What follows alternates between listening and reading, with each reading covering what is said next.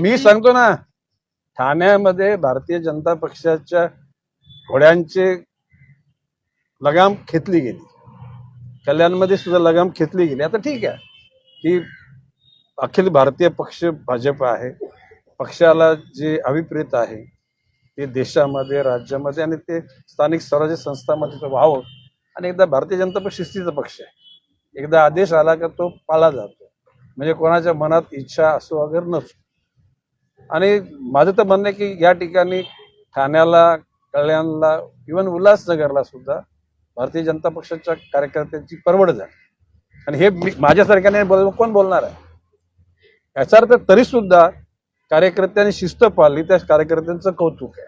साहेब, कुठेतरी वाटतं का की युती नसती झाली तर तुम्ही? अरे मी तर बोललोच होतो ना, युती महायुती होऊच नाही.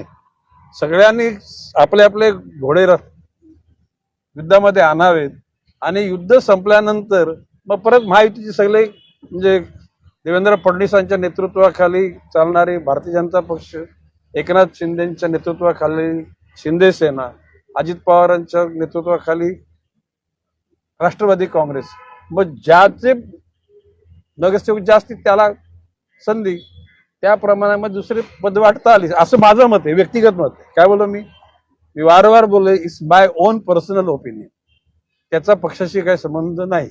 आता दुर्दैवानं किंवा सुदैवानं नाही झाली, ठीक आहे.